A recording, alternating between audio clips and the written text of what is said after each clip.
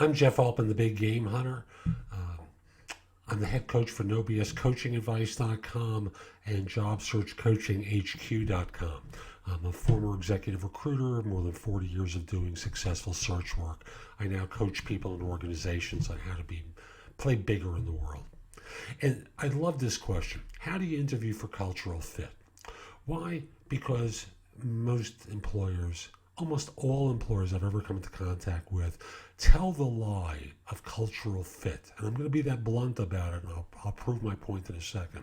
They talk about how they didn't think someone would fit in for a job. And what they're really doing is discussing a hiring manager's bias in evaluating someone. And the bias it doesn't have to be, well, let me just discuss the history of this.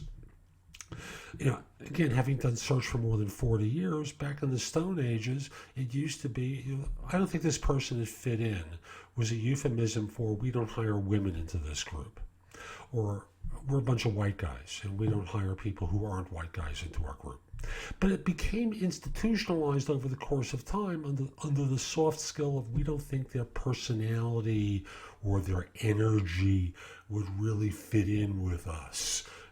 We're young and what have you, they're old and this, they're not like us. This not like us notion is insane.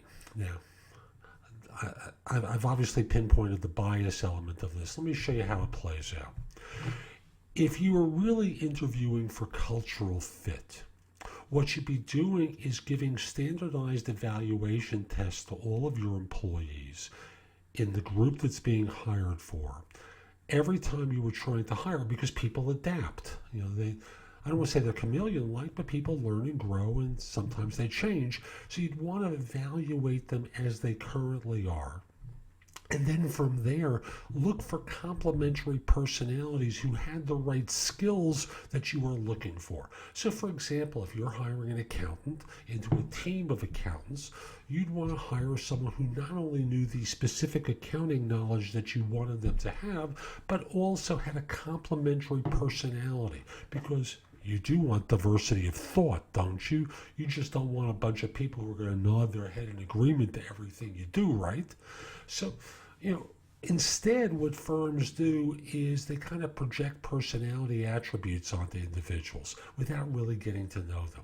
And by that I mean, here you are, you're talking to someone who's on good behavior because it's an interview. They're trying to impress you. So you're not seeing them as they really are, working where you are, but you have your current employees and all their idiosyncrasies, and you're trying to figure out, can this person fit in? But they're not really being themselves, are they? And you're not either. You're putting on a good airs and a good act in order to demonstrate why someone should want to work for you. Hence the bind. You're not seeing people at their normal behavior. You're not being normal. You know your staff, and you're trying to guess as to how this person is going to fit in. And thus, fit becomes a way that bias becomes institutionalized.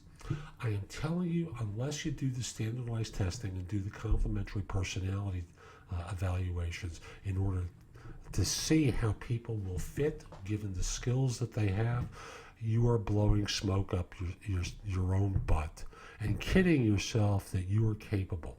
After all, what is your psychological training in order to be able to test for fit? Seriously. What is your psych background? What is your social work background? What is your objective basis for evaluating fit?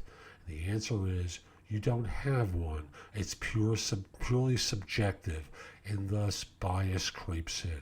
And I'm not necessarily talking about race, gender, religion, sexual preference bias. It can be ageism, obviously.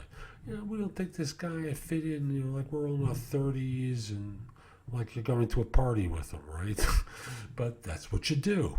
And that's how people conduct yourself. And that's why I say the only thing that you as a hiring manager need to do is get clear about what you want to hire for, what the skills are that you need to have qualified.